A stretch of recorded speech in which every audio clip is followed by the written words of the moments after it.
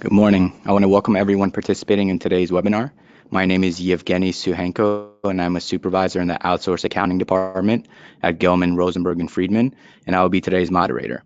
I'd like to start off today with a few quick housekeeping items and then explain what everybody needs to do to earn CPE credit for today's webinar.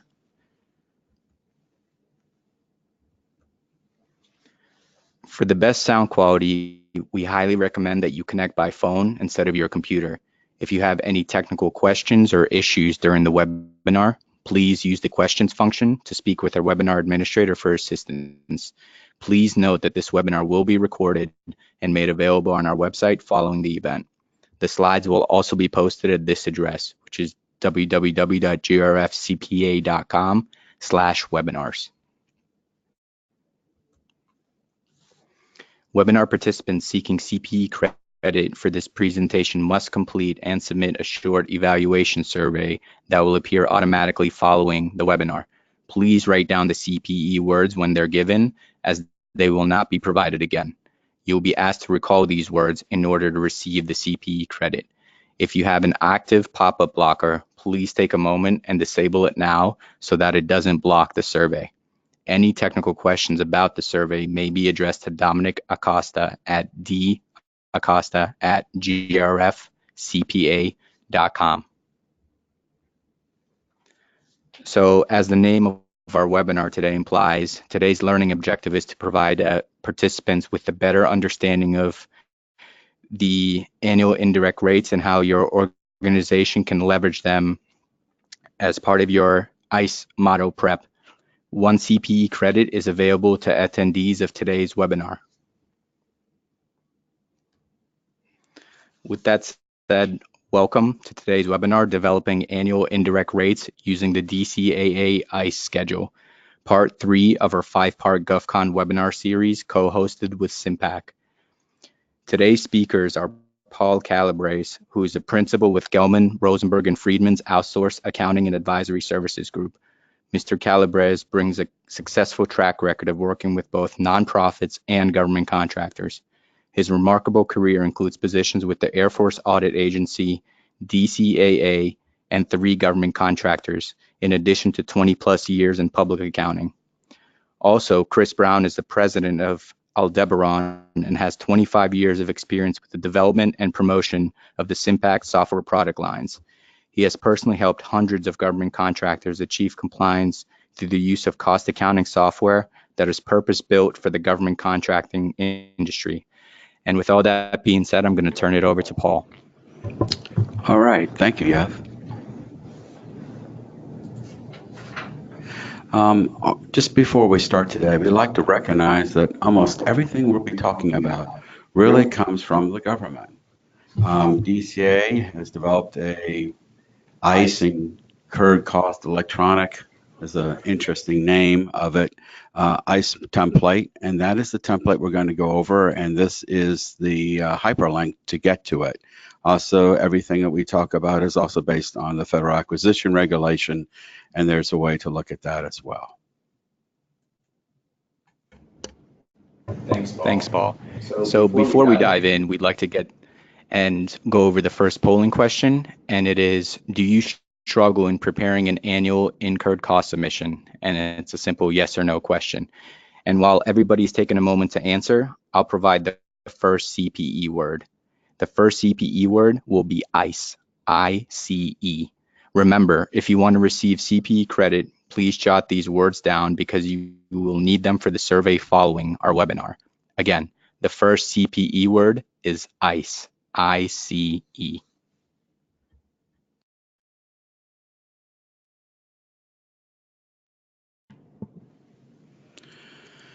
Well, it seems like about a little bit more than half of everyone has a little bit of a struggle with preparing the annual incurred cost submission, and quite frankly, I wouldn't blame you. Chris and I have been working at this for some time.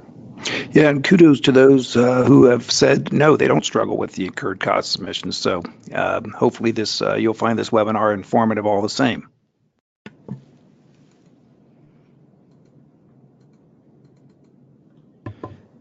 And what we're going to be doing here today is we're going to be, you may recall in part 1, we talked about the concept of calculating actual indirect rates for different tiers. In part 2 of our series, we talked about forecasting provisional rates. So the whole purpose of this exercise, for those who aren't familiar with it, is to true up your actual indirect rates that are incurred during the course of a year versus your provisional rates or your forecasted rates, your interim rates. So this is where the rubber meets the road, and we're going to be taking those actual rates and comparing them to your provisional rates as part of this exercise.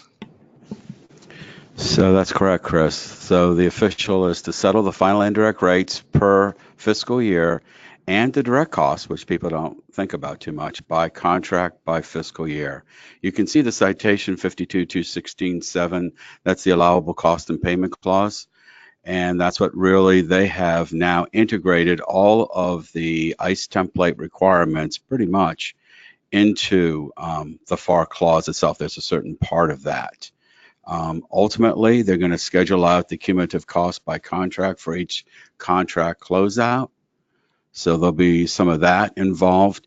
And DCAA is building some schedules that will be used later for closeout. But now, in talking with DCAA, where DCAA used to do the closeout audits, DCMA does them now. So they're going to give the stuff to DCMA to close out. There is also a very important schedule of the cumulative bill versus actual to detect any overbilling, and we'll go into that. Also settling hours by labor class and other direct costs with applied G&A on the other direct cost.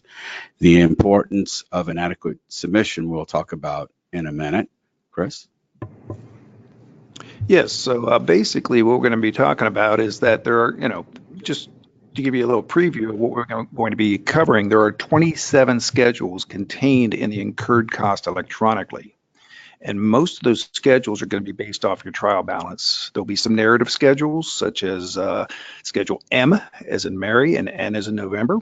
And then there'll be some non-narrative schedules that are not based on your trial balance, which include your Schedule J, your Schedule K, your Schedule O, your supplemental Schedule O, which used to be in a prior version of the ICE Schedule S, and then there's going to be Schedule T, or supplemental B, which in a previous version of the ICE was Schedule T. So this submission is required after 6 months after the fiscal year. So they do give you some time, especially those, many of you, almost all of you will have audits or reviews. A few won't. If not provided timely, DCAA always states that your job cost system is inadequate. They have other ways of threatening people with disallowances and other things, but I haven't seen it used too much. Yes, in the most recent NDAA, it might have been the one actually from 2018. There's a pronouncement in that NDAA, the National Defense Authorization Act, that says that the DCAA must deem your schedule adequate or inadequate within 90 days of its receipt. Right, and if it isn't, then they have to accept the rates provided. So at least they're trying to get away from the fact that it is, this delay year after year after year, especially with some of the very, very big ones. As we said before, it's a voluminous submission, but we're not trying to frighten you from it. And of course, again, that's where you can find it. So yeah. Great, thanks guys. So with that, we've come to our second polling question, and it's actually a follow-up to the first, and it is: the area of the incurred cost submission that gives us the most difficulty is the capital cost of money, which is tabs F and F1, support for the book versus billed schedule, which is tab I, the cash to accrual annual payroll reconciliation, which can be found in tab L, cost claimed by the contract in tab H, and the reconciliation, which is in tab E, or just the other schedules. Please take a moment now to answer. And while everybody is recording their answer, I'll provide the second CPE word. And the second CPE word for today is money, M-O-N-E-Y. Remember, if you want to receive CPE credit, please jot these words down because you will need them for the survey following our webinar. Again, the second CPE word is money, M-O-N-E-Y.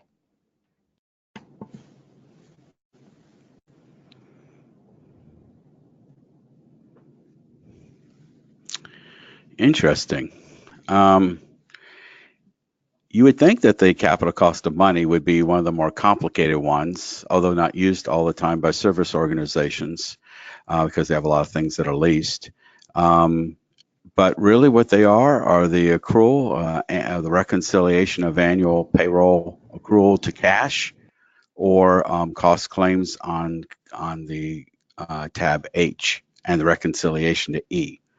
So this is really good insight. And part of that cash to accrual basis for payroll is an internal thing.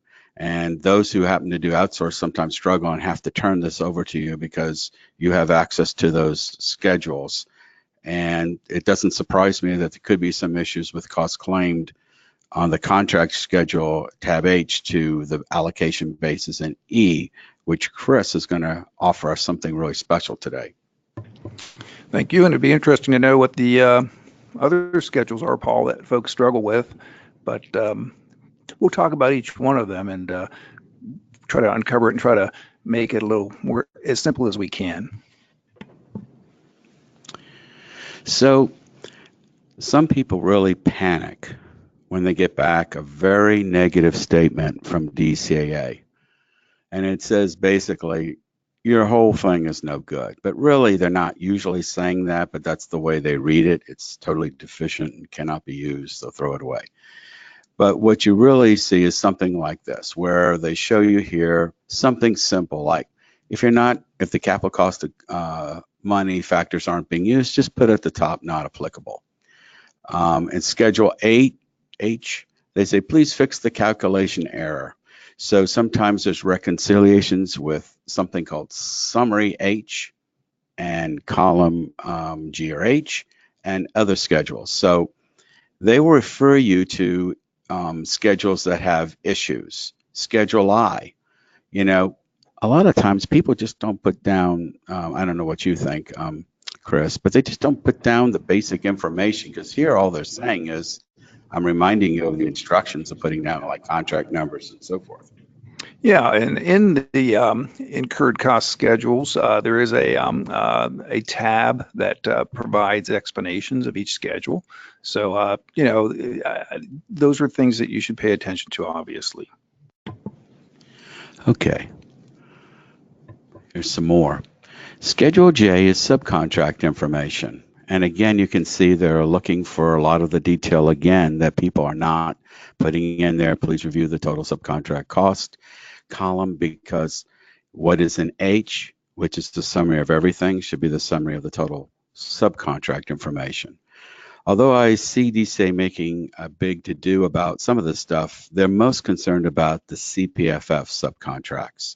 So you'll see when we go to H, Schedule H, there is, of course, a subtotal for CPFF subcontracts or cost reimbursable contracts on that schedule.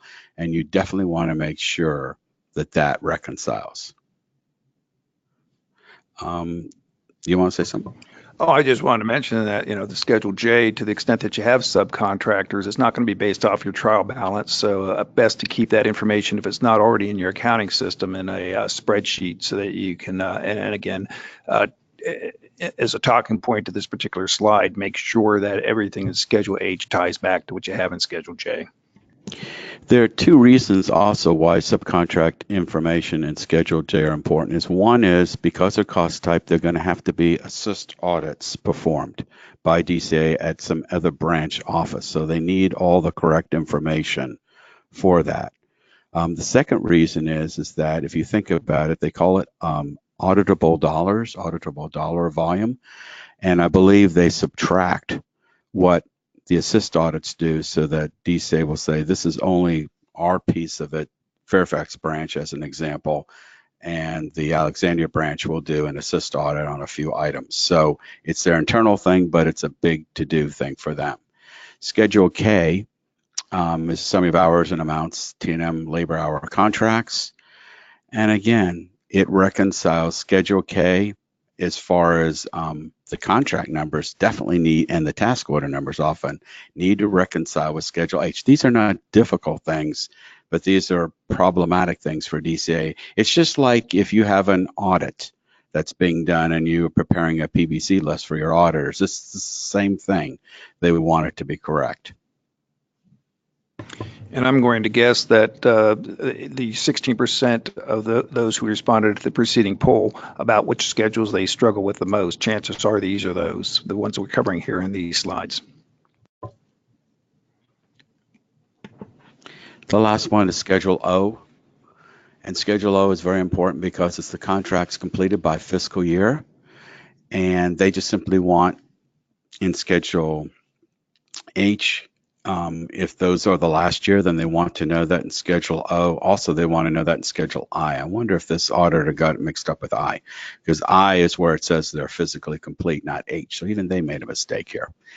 But they want to know, and it signals them that in Schedule O, you're going to list the items that are complete and also discuss where you have level of effort, hours, and actual, hours for level of effort. So with that, we're going to now go to the ICE template at tab A in just a moment.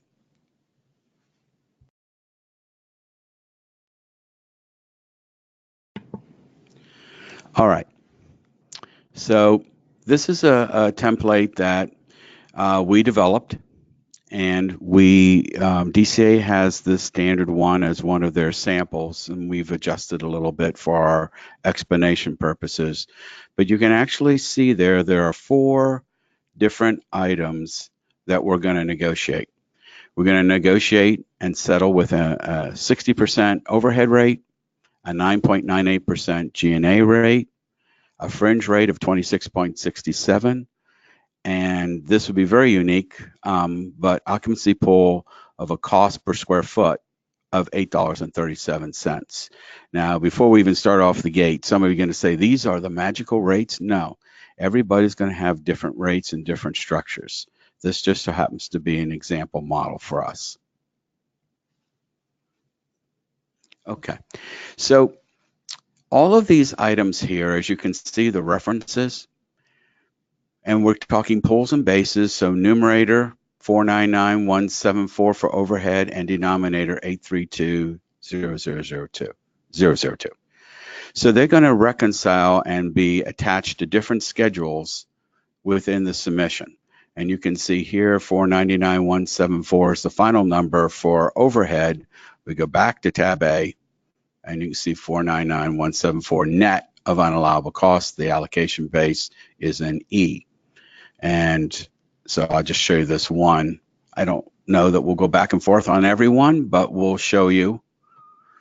And you can see there's the allowable overhead pool, the amount disallowed, the claimed over the base of 832,002 and the makeup of it, and 60%. And that is the way the structure starts to go back. Now, that's helpful in explaining it, but the super secret method is really there are 2 intermediate pools there. There's a fringe pool and there's an occupancy pool. And the fringe pool is your starting point, believe it or not, because fringe is applied to all the labor, and had occupancy in this example had labor up here like a facility manager, then there would be a place for fringe allocation. Once these 2 are completed, they then are applied to C1 overhead, as you can see, and B for G&A if we go up a little bit higher. So there is an approach, an order to allocation, and this is in the simplistic model. This is that allocation process. So again, we go back to A, and you can see we can start with the fringe. But before I go on, I always like to give my colleague here time to say some things. Oh, I just wanted to point out, if you look at the upper left of this particular schedule, we're back to Schedule A, you can see the schedules that are related. So during the course of this presentation, yes, we're going to be moving from one tab to the next. They may not always seem to be in order, but this is where the information is coming from: C, B, D, F, and E. That's good. Chris sees a lot of things that I don't see that is definitely important. And as you can see at the top, there is a setup tab farther back. Here it is. We won't dare go to it because we don't want to flip it into any mode. But in that tab, you can fill in the name of the organization, anywhere USA where you're located in the fiscal year, and it will populate all the other schedules. So the more automated things are, the better they are, and it will be helpful for you as well.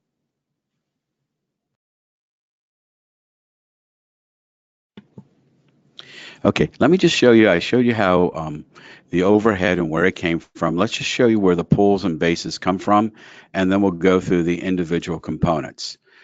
For the G&A pool of 332.98, that comes from Schedule B, and there you see 332.98 without getting into detail. The allocation base is at the bottom of Schedule E, and it's 3.3 million with a 9.98%. And you'll see here again, 3.3 million, 9.9. We're all accountants here. And if something doesn't reconcile or work, we're not going to be very happy people. That's just the psychology of accountants. Fringe is 208,000. And you can see at the top here are the components of the 208,000, which we'll get into in a minute. And the allocation base for this one just happens to be in detail below, and you can see 779,891, which coincidentally and perfectly, no, this one is an uneven rate, but 2667. The last one is the occupancy pool, D1, and it has 154,803. And again, the square footage is 18,492. And then you can see that there. So all of this is here.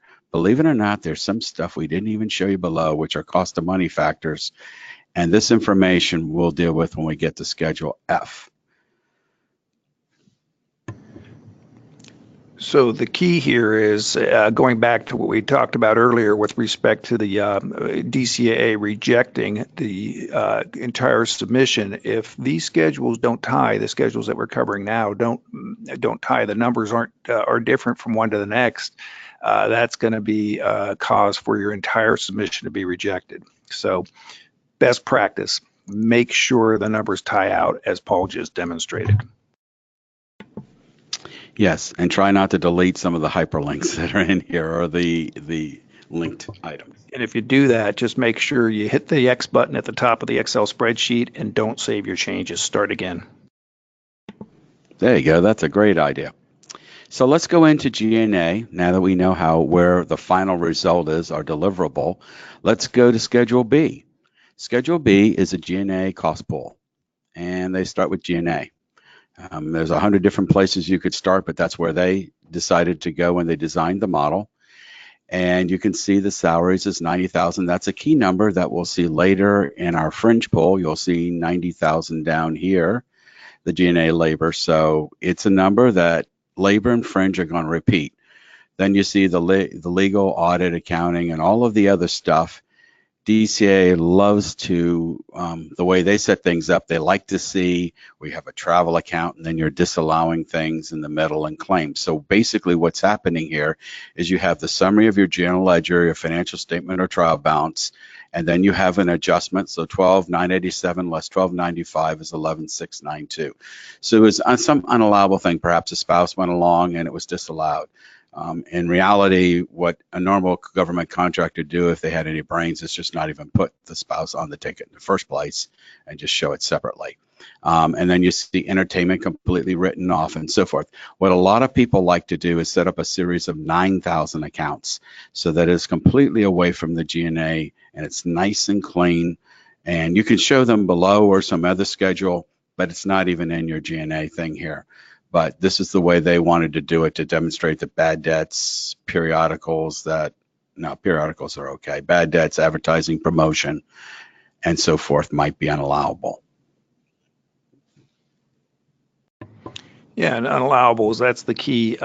You want to be what is considered to be a low-risk contractor, and this is a topic for another webinar that will be coming up in April when we talk about unallowables, but try to keep those to a minimum.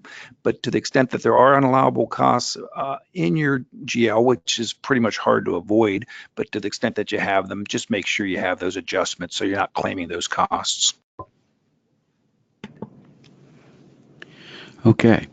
So we see that through the net pool, is 221,700 less unallowables, net of unallowables. In software that like SimPack and Chris's system, they then show, like at the bottom of the pool, they'll show the application of occupancy and the application of fringe. And since there's only a couple numbers and it's real simple, you go to occupancy, and we'll talk about how they're allocated later, but you see the 2125 and the 2125, and this always makes accountants feel better. Oh, at least it links together, so it must make some sense. And the 24,000 that comes from applied G&A, a fringe on it. So you can see the fringe on indirect over G&A labor. And then we go down into a very special area of bid and proposal. This is really first initiated in Summary H, and we'll go into Summary H later. But for now, you can see that IR&D and BMP, there's material, then there's IR&D labor, there's IR&D fringe, and there's IR&D overhead, and it's the same for BMP, it repeats itself. And these two numbers here, this is applied fringe on the IR&D labor, and IR&D overhead is the sum of applied rate of, and I think, what was that, 60%, so that would be on 3810 plus 14,287, and same for BMP. So these are things you can go check later, and you say, well, why is there an unallowable piece there? Well, this is done at the full rate, which is 63 something, and this is done at 60, and that's really just the delta. So you can see that there's more disallowed cost because of unallowables in the overhead pool. Chris?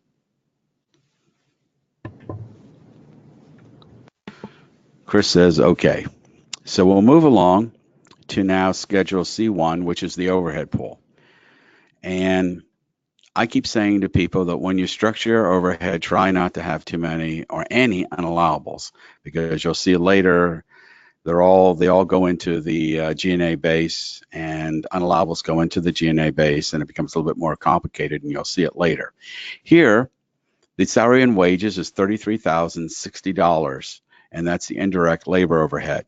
So we go to fringe, and there's 33,060, and the applied fringe on that labor is 8817, and so we go down, there it is, 8817, and we look at occupancy, D1, and we'll go through the computation of it later, but 134,678, because 87% of the square footage applies to overhead. So 134,678, and there you see it there. So again, we got the net pool. We had a couple unallowables. We have the marketing, I guess some exhibit at some trade show, auto expense. We can think of our government contractor friends that spend some money on nice cars, and they've been removed. And now we get down to a total pool, of $499,174. And again, those are your claimed costs exclusive of unallowable expenses. So presumably everybody on the webinar today is familiar with unallowable expenses, but again, if you're not, we're going to be covering that in part 4. Yes, we will. So, and here's some of the explanatory notes. So that DCA used in this example, so you get a sense of like public relations costs or something like that was actually a part of marketing here. So again, they give a lot in their example of sample unallowable costs, and that should be helpful to you. Now, let's go on to fringe. Like I said, normally if I'm setting this up, I would start first with fringe, but I'm just kind of going in a logical order. As you can see, the accounts that make up fringe, they're all benefit accounts, and it sums to $208,000. And you look below, and the base is the productive labor. So there's some, what I would call non-productive labor. You certainly can't bill for this. Vacation, sick, and holiday, paid absence, okay? And so that's been excluded, and what's left is the G&A labor. I showed you that before. You probably may not remember, but there was R&D and BMP labor, overhead labor, and direct labor. Direct labor comes from other schedules like G, which we'll go into later. So there's your total, 779,891. So it's really not difficult. 90,007 over 77981, for example, is 1154.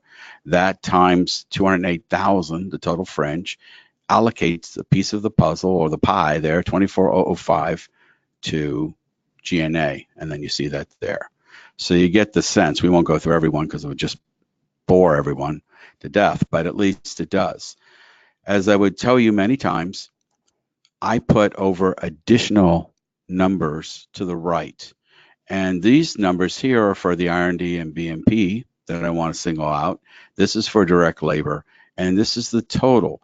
This 175, 178, we will see later in the G&A base. So that brings up an interesting point. We've added another column of data to the ICE model that is provided by DCAA, and that's perfectly okay. In the original ICE model, they didn't necessarily have anything related to a fringe pool. They had overhead, G&A, and occupancy. So we've added fringe. Along those lines, you can also add your own tabs, and I'll be showing you that here in a little bit when we get to Schedule H. Yeah. So, and if you notice, I just added a complete column, so it doesn't interfere with anything or anything like that at all. But I need these subschedules so that things will reconcile later and I can easily find it. And also the auditor can easily follow it. And so that's why that's put in there. Now we go to occupancy, and it's not very difficult. If we go to the top, we got like rent, insurance, property taxes, and depreciation, repair, and maintenance. And utilities, probably not specified, but probably a part of rent. So 154,803, okay, that's the grand total. Notice there's no facility manager labor, so there's no fringe applied. If there was, in some larger places, even here at my accounting firm, we have someone specialized that just deals with facility issues. So it just depends upon the size and the complexity of your organization. When they got down and they did the slide, they did the ruler on everything in the common areas, they found that overhead was 16,088 square feet and G&A was 2,404, which 2,400. So G&A had 13% of the square feet and 87% was overhead. So you can see, now you might say, well, gee, why is overhead so big? Well, it also includes space of direct personnel as well. So often when direct personnel are involved in terms of allocations relating to overhead, whether it be labor dollars or other things, if there's an allocation, direct is often included, just so you know. So you take the 87% of 154,803 and you come up with 134 and obviously 13% G&A, and that's 20,125. So let's just use an example. 134,678. We showed this to you before. There's a 134,678 as it contributes to the total overhead pool amount.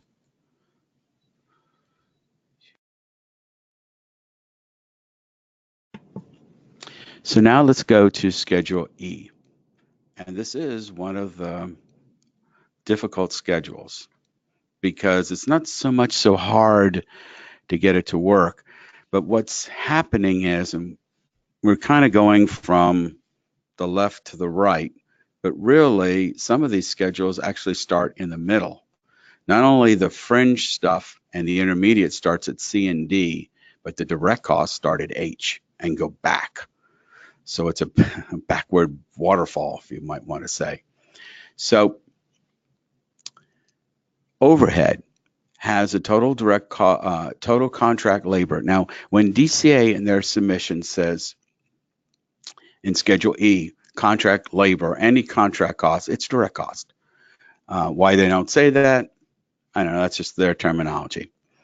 Then we decided that our allocation base would include both R&D and BMP labor and the fringe on all of them.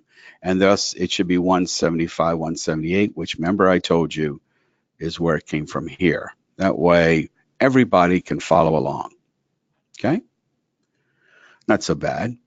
So the total base is 832. The pool is 499, 60%. And that's net of any allowable. So we're only claiming allowable costs. As Chris kind of emphasized before, and as I will share with you, you have to be very careful with claimed, both in your incurred cost submission and in your invoices, because they're subject to the False Claims Act. And if you deliberately and willfully do it, it's $11,000, up to $11,000 penalty per invoice, besides considering other civil penalties. So be very careful with what you're doing here. That claimed is a very important number and needs to be fully understood and checked out. The fringe pool and fringe base. You can see the components again that make up the the fringe base, and it's 77981 with a 26.67% rate. Now we go to G&A, and that's the one that isn't so easily reconciled with everything, and so we're going to try to explain that by having unallowable costs, and then you'll see. Well, first of all, the G&A pool originally started at 339,777. There was 94,79 disallowed, so our net pool is 330,298.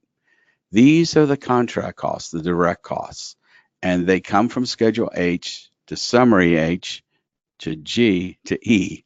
So there's a lot of them we just haven't gotten to, but we're going to show them here.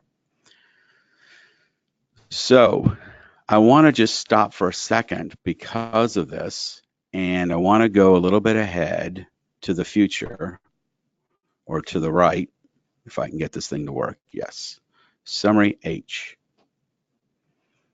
The real total direct costs in the eyes of the government is what we showed you here, which adds up to 2627502, which is down here, 2627502. These are all the direct labor, travel, material, ODC, and subcontracts.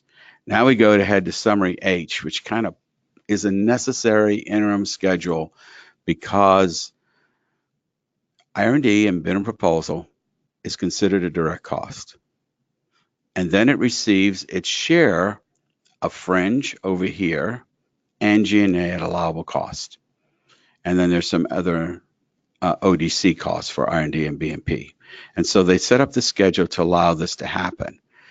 If you really think ahead, what this really is that R&D and B&P is just another service center that collects costs that goes to G&A. So these amounts added with these amounts gets down to, let's see where it goes.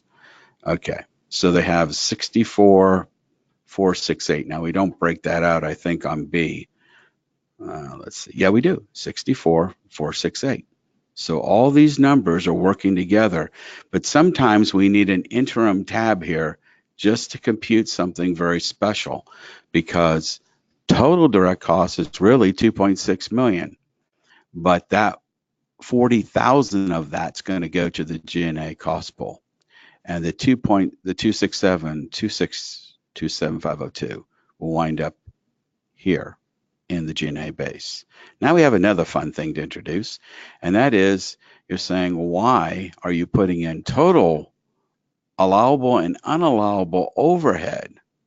Here it is, versus allowable. Well, these costs receive a portion of allocable G&A, and therefore they must go into the base. It's just the way it is. Yeah, so obviously you want to exclude your unallowable costs from your claimed costs, but when it comes to actually truing up your rates, you have the concept of unallowable costs being in your allocation base, and that's why the numbers are different.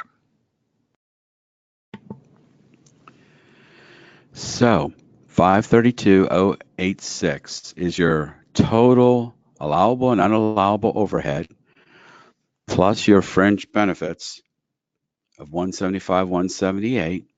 Then we remove from fringe benefits the R&D fringe and the B&P fringe. Where do those computations really come from? Was Summary H. And here they are, 38. And this is at the respective, again, rates. Just 38, what is that? 3810 was 26, I think 67 or whatever the rate is, times 14,287 and so forth. And then overhead is both the 14,287 plus the 3810 is the base times overhead was 60%. And that's how you get to 10,858. So you can go through these numbers. This will be available for you. And then you can check back. But we're just trying to show you how this is put together and where it's coming from. So because fringe for R&D and B&P and the associated overhead for R&D and B&P are actually go to where? They go to G&A, and that's in here. These are the fringe and overhead for R&D, fringe and overhead for B&P. So it goes out of the denominator into the numerator, and then you get the net 3.3 million or a 9.98% rate. And we can take a breather there.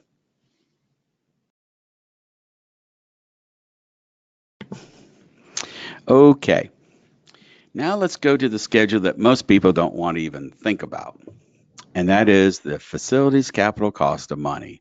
What in the world is this stuff about? Well, the government, as you know, says you can't borrow and on that interest. You can borrow, but you can't use it. It's an unallowable cost. So they recognize large organizations like the Boeing and Lockheed Martin and all the others. They have a tremendous amount of capital plant equipment and facilities that they own.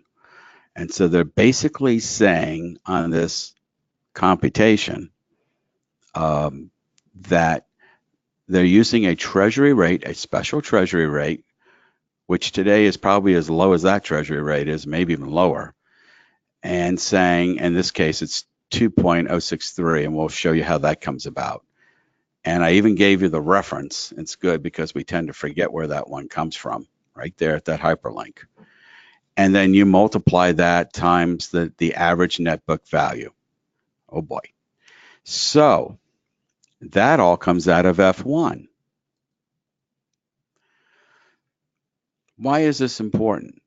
If you have a lot of owned property, plant, and equipment, you should go through this formula. If you don't, and it's all leased, or you don't have many capital items, do not waste your time with this. But when you do a cost proposal or a price proposal, you have an option. If you don't submit facilities capital cost of money, you then forever waive it. And it could be that, you provide just labor to the federal government and most of your employees are at government sites, then this would probably, in all likelihood, not apply. Where it really comes into play is when you're using your facilities to do government work. So in the previous example, when we were looking at the overhead, there's direct labor associated with those facility costs. In that case, this may apply. Otherwise, it would not, or it may not. So let's go through the fun of this. In 2016, this is what you got off your books and records, which is the acquisition costs less depreciation, 240,441. The prior year, which is a manual entry into here, is the same information, net book value, and it's 223,660. So you take the average of these numbers. Yes, good, they did it that way, and not the average of the totals. And you come up with an average net book value of 232,051. That is the max on the property. Well, they've sliced and diced it into two different ways. First of all, they have on the far right, which really, I don't know why they do this because it has no impact on the formula, what's recorded and what's leased. So push that over, although things will change soon with the new lease standard. So that'll be interesting. Anyway, so the numbers you need to focus on is distributed and undistributed. And what that really means is they distributed a very small amount, 38,761, amongst overhead and G&A. The undistributed amount, 38,000 less to 232, which is 193,290.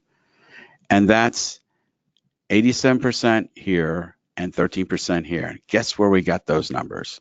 all the way back to our convenient occupancy schedule, where it's 13% G&A, 87% overhead.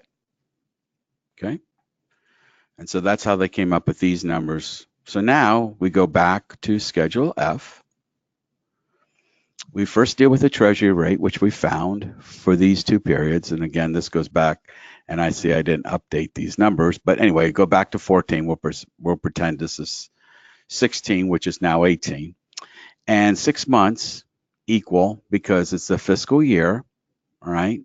And they do it, these rates, these treasury rates are good for 6 months. Well,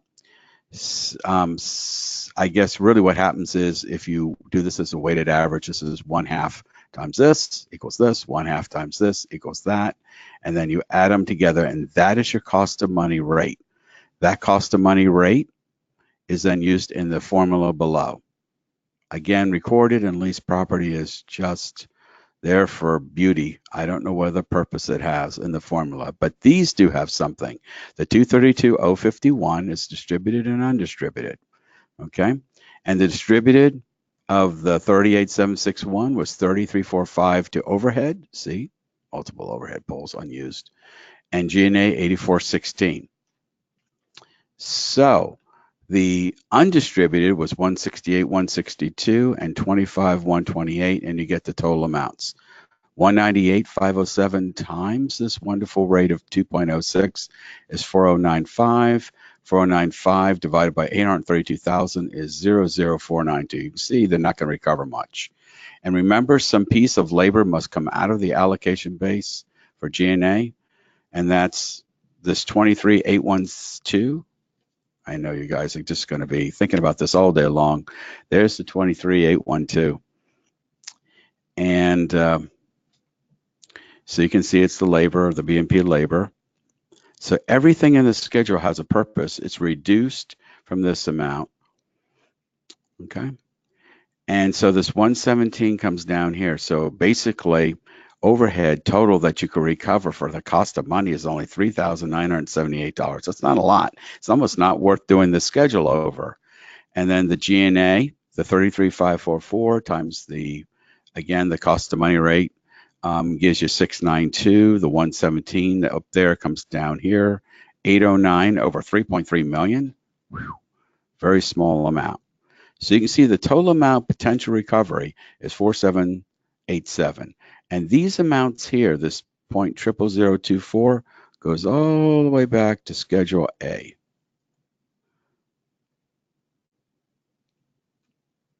Schedule A extended, actually. Yeah, and the 00492 for overhead, all the way back there, see the 00492. So I know a lot of you would like to just forget what I went over, but you can see that if there's an organization and you're heavy in property, plant, and equipment, then that is something you should consider. Also, we know that the weighted guidelines for the Department of Defense for profit, if you're all service, and let's just say as a percent, you have profit of 8%, and your cost of money was, let's say, 0.5% versus 8%. They won't include it in there. They'll just, what they'll say is, okay, we'll give you the 0.5%, but then we'll reduce your profit to 7.5%. And you really don't get anything unless you're really a large entity and can make the case. It's almost like a circuitous kind of thing, and you don't get out of it. Yeah, and just a little more background before we move on to the next schedule, which we're showing now, is the genesis of the Schedule F was back when interest rates were very, very high, and it's, or maybe you don't know, but interest rates are expressly unallowable as far as your expense structure is concerned. You don't claim interest expenses. Well, the Schedule F kind of gives you a way of recouping the cost of money, the interest in a roundabout way. Exactly. Okay, these schedules don't really have a lot, except they show the grand total, again, of the direct costs. Remember, I told you that it was split out on summary H between the direct costs for B&P and R&D. All these do here is it's just a reconciliation showing you why some costs that are direct are unallowable, such as travel costs being, they use first class airfare, which was disallowed, obviously, and maybe in this case, overtime premium wasn't allowed. So that's some of the reasons there. I don't want to spend a lot of time on that and move to summary H. And this is what we've done before. But all of these numbers, generally, I believe, often, yeah, they're all coming from, if you notice up here in the formula, they're coming from Schedule H. You hear that rollback thing? It's all coming from Schedule H. And now I'm going to turn it over to Chris. Well, let's talk about Schedule H just for a moment. If we can show Schedule H here, that's got some data in it. Sometimes this is referred to as the mother of all schedules, and it is decrescendo from here. So you might have found some of the schedules that we talked about previously, some of the tabs, to be a bit overwhelming, but this is what 27% of you per the poll indicated was the toughest challenge that you may have. So here's why it's tough, in my opinion, is that you have to segregate your job orders by type of contract, so cost reimbursable, other flexibly priced, time and materials.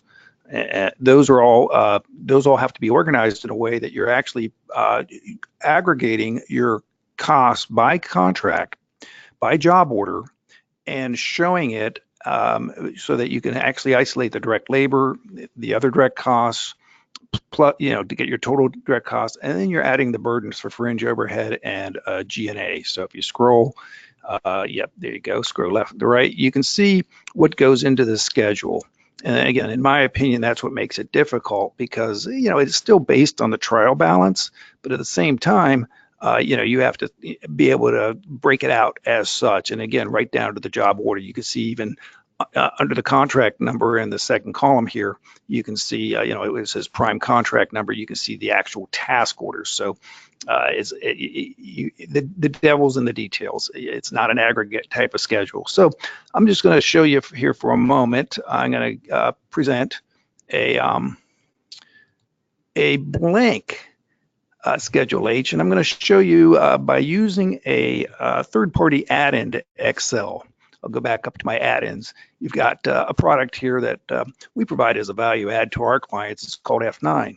And what F9 does is it reads your general ledger and takes the data from your general ledger and puts it into a format that's readable by Excel. So the beauty of it, if I could use that word, is that you don't have to key data in the format that's being provided by the DCAA for producing this particular schedule. Now, I've got a couple of older years here, but it doesn't really matter. I'm going to just kind of show you how this all works and give you an example. So again, it is based on the trial balance. So here's an example of a trial balance with all the different data in, all the information, the actual numbers coming from your general ledger. And presumably everybody in the audience has a general ledger system that can give them this type of data. And what I've done is I've created a spreadsheet. And again, you can have supplemental spreadsheets. I just happen to call it ingredients for purposes of this demonstration, but you can call it anything you like. But I've taken the contracts that I know have costs associated with them. So I'll start with CPFF, and I'm going to go ahead and copy them. And again, what I'm doing is nothing particularly special, but what we're doing here is showing the ability to take the product F9 as an add-in. Let me go back to that here just a second. Copy that and go back to the schedule, and I'm going to paste it in. So what I've done is I've taken these contract numbers, so far so good, and I'm going to go ahead. I got an error message here. So I'm going to ignore this error. What it's doing is it's telling me that, Excel thinks this is text. I got to make it text, actually. I think it's telling me that it thinks they're numbers. So I've got other flexibly priced. And I'll go back to my ingredient sheet, and I'll grab a little bit of T&M contracts. I'll grab a few of those. So I'll just grab a couple of them here. I'm going to go ahead and I'm going to copy them over and put them back into the schedule. So I've got this blank schedule, and under the job order numbers, I'll paste that information in. Okay, so that's what I've done so far. So you're not seeing anything particularly interesting. Let me go ahead and I'll get rid of that error here. Give me a second here and just make it an ignore. All right, Now, got a blank schedule, and I'm going to scroll over. You can see everything that you saw on the Schedule H that we showed momentarily a little bit ago. And I'm going to go to my formulas, and I'm going to calculate my sheet. So let me go ahead and pull this up and hit calculate now. And hopefully this works. So this only takes a few seconds. So imagine what we're doing here. We're not keying data. So lo and behold, the schedule populates. Again, just to give you some perspective of what we're doing here is we're taking the data from the general ledger, your trial balance that is in your accounting database, and reading it into your spreadsheet using a third-party tool. And just give you a real quick background on that, the product's called F9, as I mentioned earlier. That's actually F9 key on your keyboard is the calculate key. And it's provided, this is a value-added product, not just for the SIMPAC accounting system, but for any number of accounting systems that, that Infor provides. So this is a third-party Excel add-in, and when all we've done is we've created a SIMPAC input sheet, and as I mentioned again, you can add extra tabs to your incurred cost submission, and this just is telling the system our structure. So effectively, accounts, sub-accounts, and things like contract information and so forth. So that's really the magic to it, if there is any magic at all. So let's go back, and let's say I wanted to, this is one of the nice things about this. I've just shown how the numbers dynamically populate your Schedule H, and in this case, I just used the cost type and the time and material, but there wasn't anything for time and material. But let's say I wanted to change the year. Now, why would I change the year? Well, I'm going to change the year because what this enables us to do is we can go ahead and hopefully this works as planned. But what we can do is we can go ahead and create it once using F9, and then for every successive year, because this is an annual requirement, as Paul mentioned at the outset, what we can do is we can provide this year after year after year without having to do this on a manual basis. So with that, I'm going to go ahead and recalculate. And what we've done is change the year to 2012 and calculate now. And the numbers should momentarily change before your very eyes. And they do. So I just wanted to quickly take you through that. The whole purpose of this little segue was to show you that you can make this a lot simpler if in fact you have a tool such as F9 that joins your general ledger system to an Excel spreadsheet to obviate the need to rekey the data. So with that, I am going to go back to the presentation, and we're going to talk a little bit more about the Schedule H before we move on. Thanks, Chris. That was really a great demonstration. I could see other uses for that too, because like the trial balance is goes down horizontally, and you're like fulfilling an entire matrix. That's correct. So we're basically able to take the information. We did a lot of work on the background in order to link everything up. So it took a little bit of time and effort to get this together. But again, for all those schedules that are based on the trial balance, this is a great tool for keeping it current. Again, for every relative year that you have, you're able to go ahead and just recalculate the data, and it'll populate the sheets. What happens when you have either a new GL account or a new contract? What you do is you add that. In that case, I showed briefly the SIMPAC input sheet. You would have to add it to that input sheet because it's going to. So what it does is there's a special format that F9 uses in order to recognize that general ledger account once it's been added. And by the way, the same would be true of any contract or task orders. So you do have to continually update your input sheet, but again, it's going to flow to the various schedules. Cool. So as we go through now and try to understand Schedule H a little bit, we're seeing that it sorts it by cost type and other reimbursable contracts, flexibly priced. And you notice here, very important, I don't know always that DCA's system puts it in, but you should have a job number or project number and then the contract. And then we get even sometimes where there's a the prime is your sub to a prime, and you got all kinds of information there that you'll need to have. But to not have this information, the government's totally lost. They can't do anything. On these T&Ms, you can see these task order number 1 and 2, they're separately funded. So the costs in the fund cannot be commingled. You can't just put them up to the top there. You have to really track them separately and so forth. One of the things is again, the labor. So if we went through and we had the time, the labor is, the fringe is going to be applied to labor, and then overhead is fringe plus direct labor. So we start, and I think this is where people have frustrations, is do they all agree? Well, the total, again, remember, BMP labor and R&D labor are considered direct costs initially. So 656,824, and we go over to this, and we see 656,824 in the summary H. So you have to have the total amounts there. Going back to H, and this is also important. We'll go into the H1 in a minute. So this number agrees. Then you apply your fringe rate, and your fringe rate's back here. Well, it really goes back to A. So it's what? It is 2667, right? Right. So 2667, and then times this amount should be able to give you this fringe, if you had your calculators and everything, 175, 176. And then you say, well, how do I get the 499, 173? Well, that's just simply the sum of these two times 60% should equal that, and they should equal perfectly. But we get to G&A,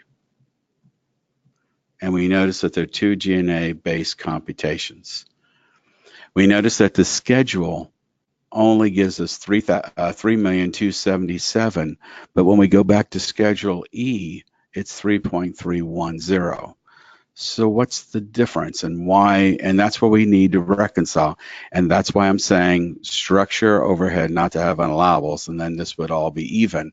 But basically, here's the other base that's in Schedule E, and this is the one here, which is lower because there was less cost. Remember, Schedule H is a claim cost schedule. It cannot include unallowables. So basically, 3.310, the delta is 32914. So the difference between what's on Schedule E and what's on Schedule H is 32914. And guess where that happens to be? 32912. It is the unallowable overhead. So there is a little magic in this stuff. Trust me, it took a while too for me to get my head wrapped around it. Then if you take the 32914 that wasn't allowed, apply the 9.98 G&A rate, guess what this is? This 3284 is the difference between 330 and 327014 applied G&A, because again, Schedule H is only allowed. Schedule E is allowed and disallowed. And if you think of it that way, it kind of works. So that may be where some folks are having some troubles. Schedule H1 is for the auditors, but it can also be for you as well. And what it's saying is by cost type or flexibly price type in their allocation basis, which you've seen before in the prior schedule, what they're really saying is this is the amount that if they question cost would impact dollar for dollar. So this is like 37%, and this is what, 54% or something. So there's a little bit more in the base cost and a little bit more in G&A. It tells you for every dollar what really is questioned, what impact there would be. And it's for the auditors to develop their risk assessment, actually.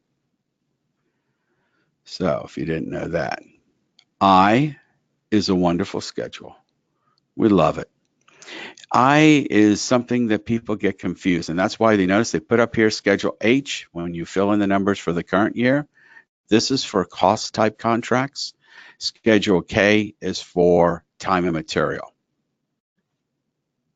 Yeah, Yes, and we'll be talking about the Schedule K here momentarily. But if you are receiving T&M contracts, not GSA schedule type contracts, but T&M contracts that are based on cost buildup, then they will be part of the Schedule K.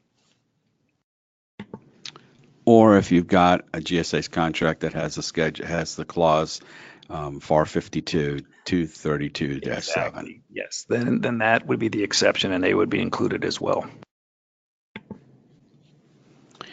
Okay, so what happens here is this is like a cumulative cost worksheet, but at a total level. It doesn't go into all the differences and everything, but these are maybe costs that were settled in a prior year. These are costs that they have a backlog and they haven't settled with you. And this is the current year stuff. And then you add across. Also, again, I always repeat the job numbers. And the contract numbers, so you can see them all. Okay. They also want to know certain questions like, is it subject to the penalty clause for unallowable costs? And most of them usually have it in there for cost reimbursable. Anyway, this 550.029, there's no magic to it. It comes from Schedule H. 550.029. There it is. 1201 project number or job number.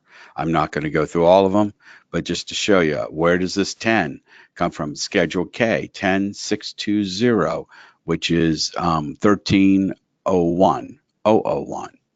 So 1301, 001, right?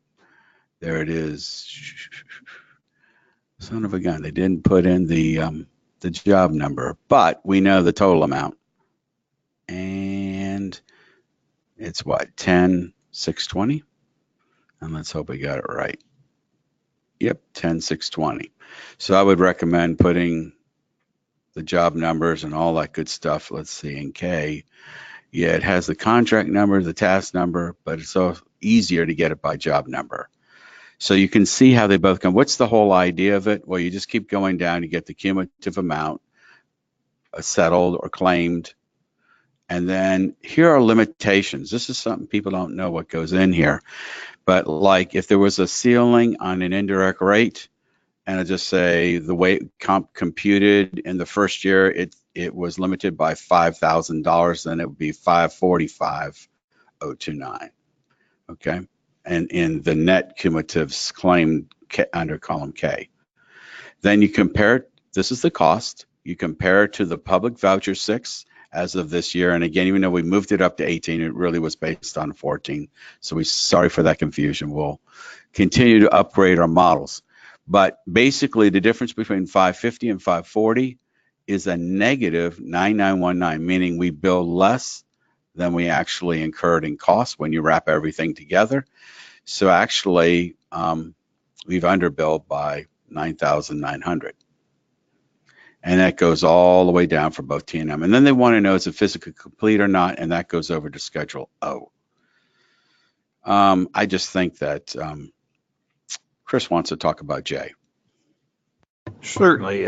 Well, Schedule J, if you are a prime contractor, you have to organize information. Again, it's not going to be based on your trial balance of the subcontracts that have been issued, information about who the subcontractor is, their point of contact, the value of the contract that you've let, and the period of performance. So it doesn't sound, on the surface as being a difficult schedule to complete.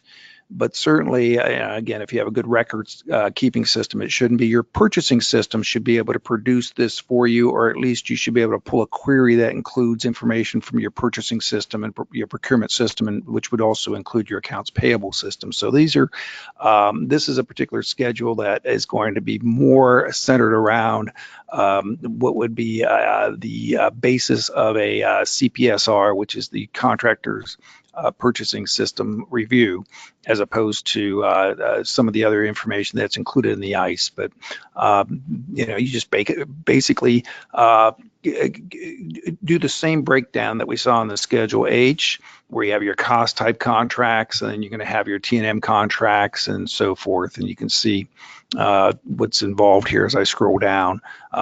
So that's the entirety of the Schedule J. And you notice, just because this is probably one of the most important numbers on here, just because DCAA likes to do this, if you notice, see that 208.73 subcontract total CPFF. It's going to be on the Schedule J. Hopefully it'll be an H, rather. H, yeah. H. And if we can find it. See, and I had to add the two because you got CPFF and cost reimbursed or flexibly priced. So 89 and 111 to 208.73. That's the key one. Yeah. And again, that's one of the things they'll ding you on if they don't tie. So if you're going to be manually inputting that information, just make sure it ties back to your Schedule H.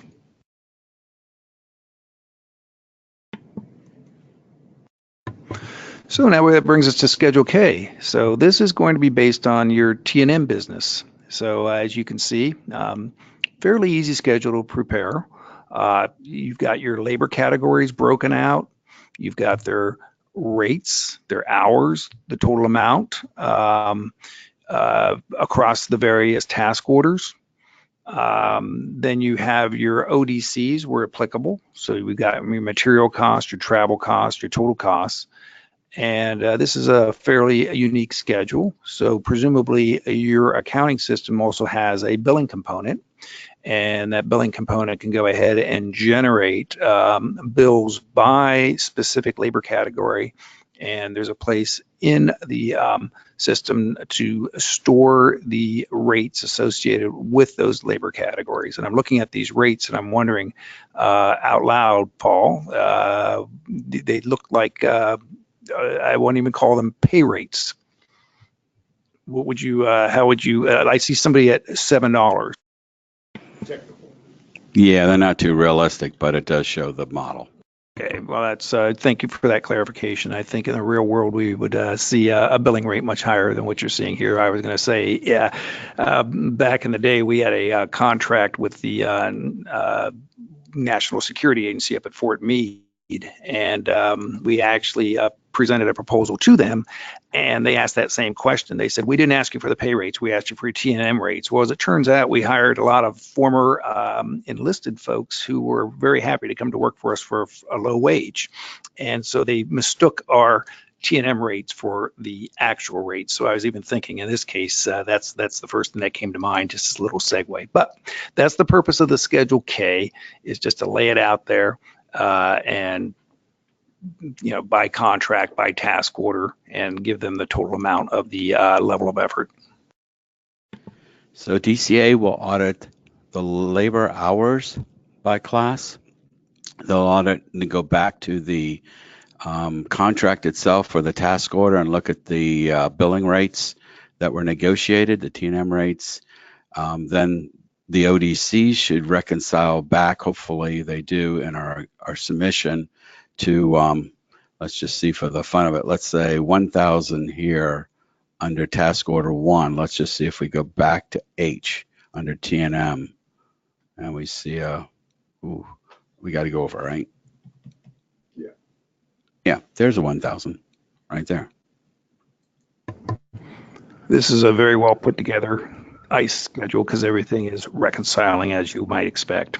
It would be embarrassing if it did not. Yeah. So you can see that they do reconcile together the 1,000, and they had some other costs, and it all comes together, and then they apply the G&A. The government will look at the G&A applied on the ODCs, and then they just kind of look at the task ceilings just to make sure in 1 year, like this 10,000, if you had 9,000 in funding, they kind of wonder what's going on here, or they'd have to do some disallows amounts. So there are a lot of things, and you can see the ICE submission is set up to take care of unique contracts like T&Ms and then the regular CPFF ones, and just spread out all the costs Schedule L is a reconciliation of accrued versus cash basis labor. So all of these items from the accrual salary should come from the submission itself, and paid absence and so forth, because that is payments, and bonuses that might be sitting here too. And then you have your 941s, your plus year-end accrual minus your prior year-end accrual. But as most people know, the other adjustments, if you got flex and other things, there's quite a bit in there. Schedule M is just any changes that happened over the prior year. N is the certification. So if they send this back to you and they say recertify, what they mean is just sign this thing again after you make corrections. O connects to the schedule of I and whether things are physically ready to complete. These supplemental A is just a comparison of costs for overhead, for G&A, fringe, right? And A4 is direct costs. And they're just comparisons with the last year's that it should self-populate. This is a schedule where you put in your executive comp. Hopefully you don't go over the new ceiling, or it's $525,000.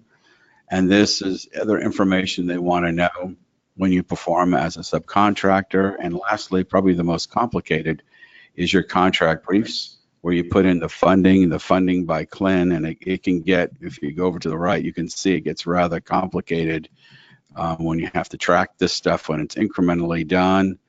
And then when you go down, you'll see all the information. And with this one contractor, you can see there was a lot of stuff. So we just kind of wanted to move through here. Is there any more comments, Chris, that you would like to add? It's interesting, the order of the schedules, and we see these supplemental schedules, but, and yes, the contract briefs, at least if we scroll up towards the top, the part about, your changes in funding and, your modifications, change in funding, presumably you have an accounting system that can do that for you. That'll greatly simplify if you have the ability to track funding by task order or job order. That would be, I would say a must when you're evaluating systems. But beyond that, the Schedule N, which is the certification of final indirect costs, that's the one that's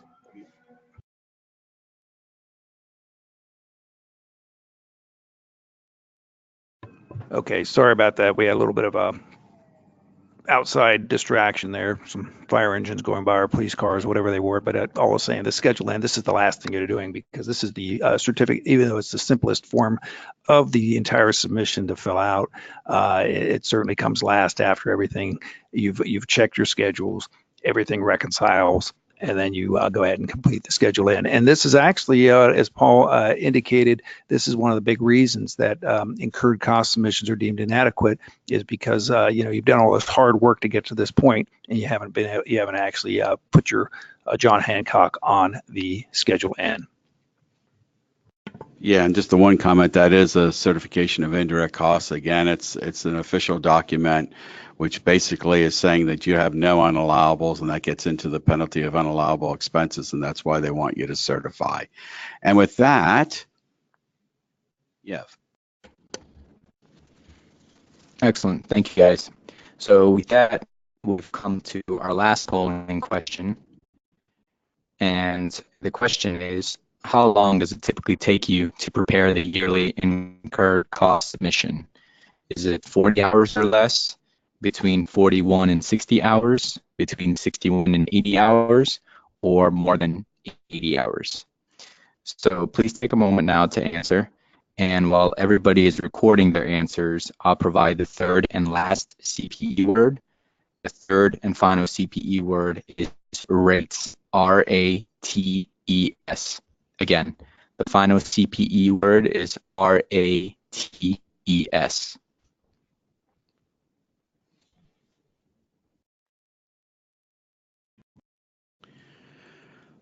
Well, you can see that there's a variety of answers. Obviously, the average is, I guess, up to 60 hours. And depending upon the complexity, and then you got 30%. Chris, do you have any comments? Those who are taking more than 80 hours ought to look to some automation, in my opinion. Again, this is, I don't want to minimize this. This is a lot of work that you have to do in order to get here, and a lot of schedules and making sure everything ties out. I don't want to, downplay the importance of the reconciliations and making sure all the schedules are complete, but certainly for those who take between 41 and 60 hours, to me, that sounds about right. And if you're doing it in 40 hours or less, those 12%, you guys are rocking. Great, thanks, Chris. So before we wrap up today, we want to take some of the questions submitted by our participants and from people in the room. And remember, if you have any additional questions after today's program, feel free to reach out to us. Our contact information is listed here. And so with that, the first question that we have is, do DCAA auditors use the completed ICE schedule to make their sample selections for their audits? Okay, I'll take that. I'll take that question. We mentioned earlier in doing the adjustments within the incurred cost schedule, you have to segregate your unallowables. It's okay to incur unallowable expenses, just don't claim them. So effectively, if you're in a high risk pool, then you will have more scrutiny, and the auditors will use the data that comes about from the incurred cost submission to make those judgments. If you are an auditor that they deem to be low risk, then instead what they will do is statistical samplings of your incurred cost submission, so they don't necessarily go through it with as much scrutiny as they would if you were to be a high risk contractor.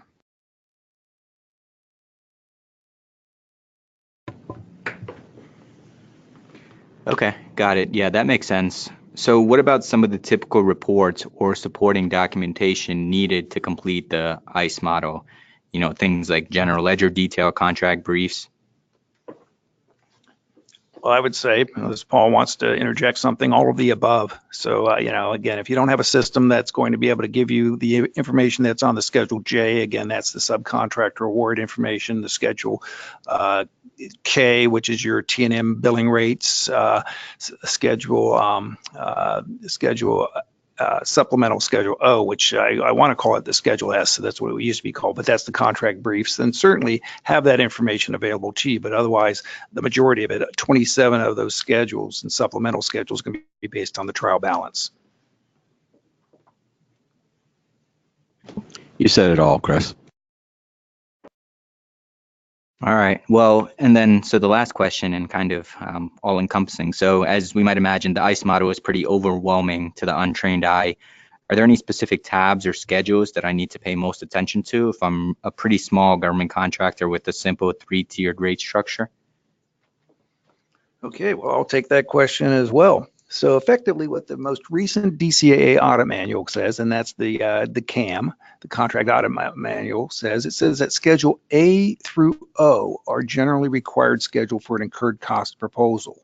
And that's another way of saying incurred cost submission. You can use those words interchangeably, proposal or submission. So depending on, it doesn't really matter how small you are in that respect. Those are the schedules that are required. Now, schedules that may not be required would be perhaps the Schedule D, since this schedule is used to provide details of your intermediate pool costs. You may not have intermediate pools. You may not need to do the Schedule F for the same reason. You may not have facilities capital cost of money. But yeah, schedules A through O. So if you're in the cost reimbursable environment or the flexibly priced environment, there's no getting around this, because as I mentioned earlier, what we're doing is we're truing up our actual incurred costs with our claim costs, or build costs, if you will, and there's just no getting around it, unless you're all firm fixed price, let's just say. That's true. In fact, that's a very good point, that we've seen over the years that some contractors have changed from CPFF to T&M, and yet DCA still wants to audit them and make them prepare in a full incurred cost submission, which, even there is no threshold. So even if you had a $30,000 item, now there is one exception if you had one contract, and that's called the quick closeout method. And if you can get your contracts officer to say, look, this is the only thing I have, it's small value, you're not going to lose a lot on the indirects, or we'll even agree on the indirects up front, but that's a very rare occasion. or it happens when, like for those of you that may be with USAID, and then you have other agency contracts, and the other agencies say USAID is so slow or DCAA is so slow, so we'll negotiate and close it out. Once it is closed out, then the auditors have no more purview over it, except as it impacts the allocation base. So which ones can you do? We try to give you an idea that this is, when you start the submission, you start in the middle with the service centers, but really after that, it's Schedule H. You got to fill that in. If you were just doing this for provisional billing rates for projection, then A through like E or summary H are sufficient. You wouldn't obviously go into H because it's just a forward pricing submission. So these schedules can be used for a lot of things, but as the annual incurred cost, you've got to go through every schedule. There is no shortcut. Some organizations don't get away with not filling out the contract brief, which is supplemental O schedule. I highly recommend you do it, because when they do provisional billing rates, and they look at your system and the approval of your public vouchers and your provisional billing rates, they'll want to see, are you briefing the contracts? So that is something to consider. With that, I will return it to the moderator. Great. Thank you, guys. So that was all really good information. And so with that, we'd like to thank everyone for attending today's webinar. As always, we encourage you to check out our website for upcoming events and updates at www.grfcpa.com/resources/webinars. And also, please remember to complete the emailed survey that will follow this webinar if you'd like to earn CPE credit for attending. Thanks as always for attending, and we wish you all a great day. Thank you, everybody.